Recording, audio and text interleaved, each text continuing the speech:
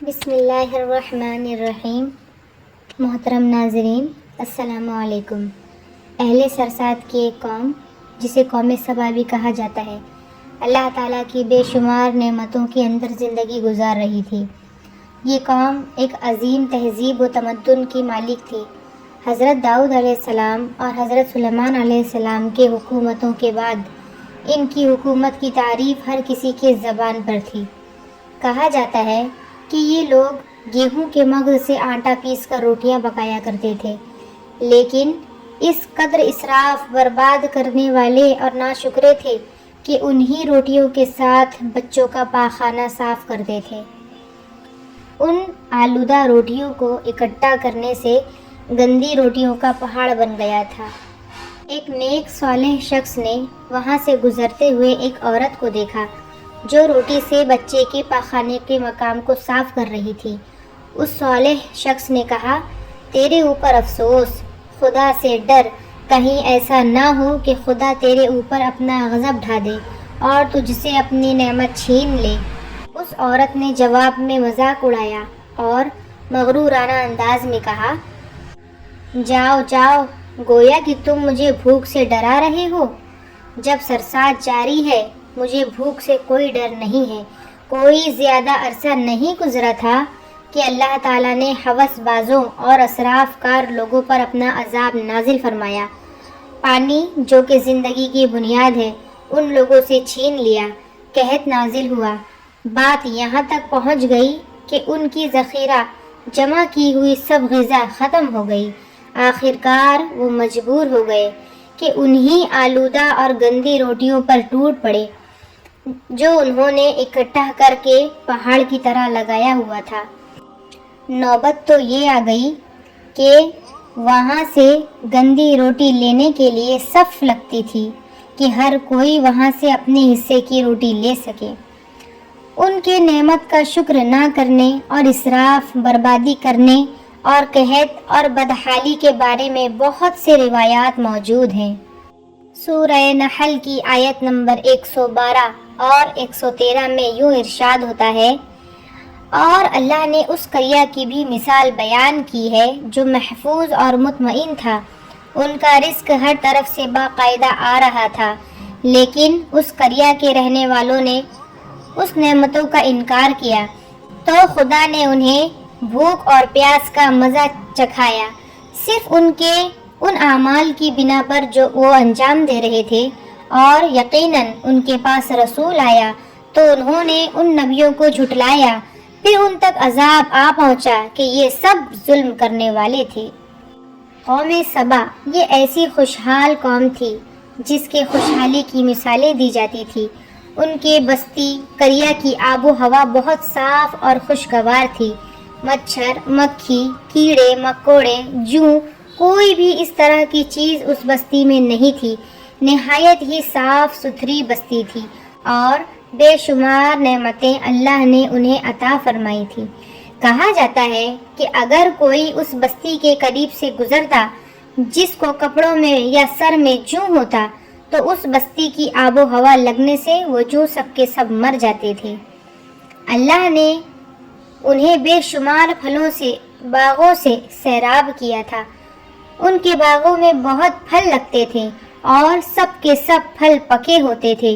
کہا جاتا ہے کہ پھل اتنے زیادہ تھے، اگر کوئی اپنے سر پر ٹوکری رکھ کر ان کے باغوں سے گزرتا تو پکے ہوئے طرح طرح کے پھلوں سے وہ ٹوکری بھری ہوتی تھی۔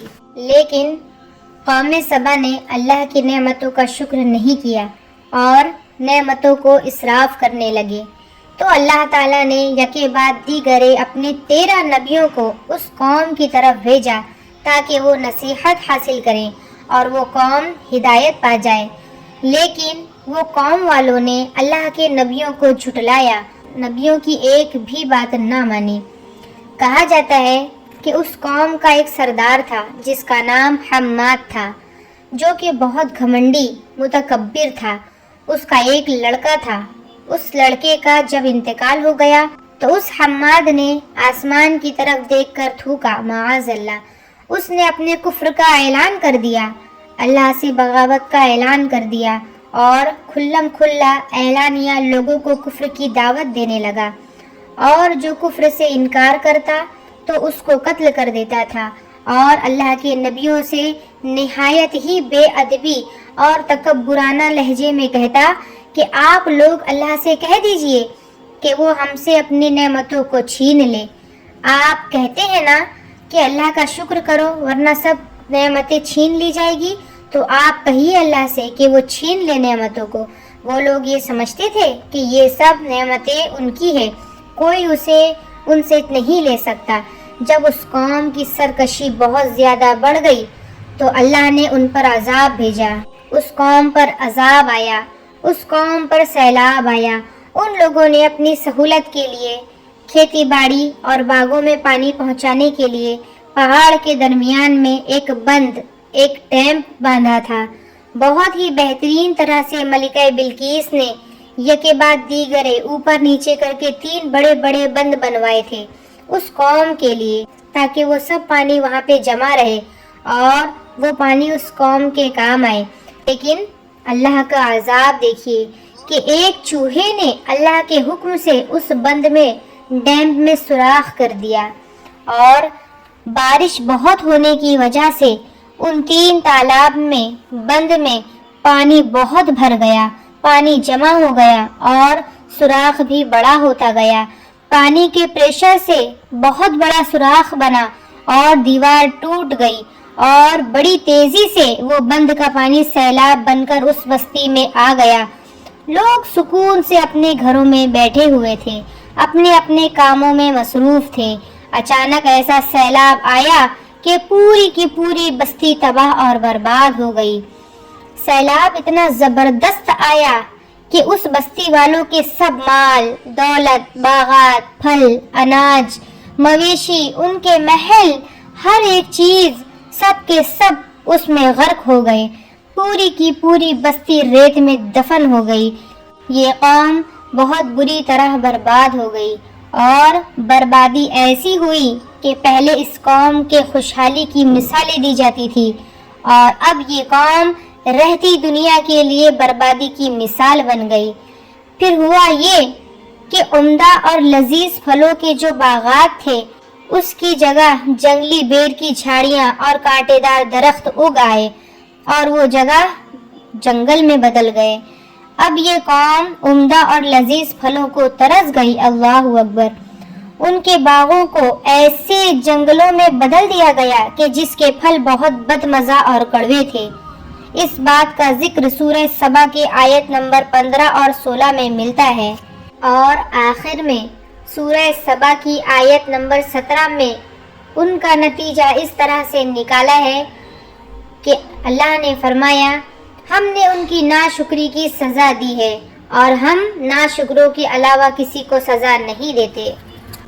اللہ نے اس واقعے کا ذکر قرآن میں اس لیے کیا تاکہ نبی علیہ السلام کی امت اس واقعہ سے نصیحت حاصل کرے کہ اللہ نے جو بھی نعمتیں دی ہے اس کا شکر ادا کرتے رہے اور اسراف اور بربادی کرنے سے پرہیز کریں۔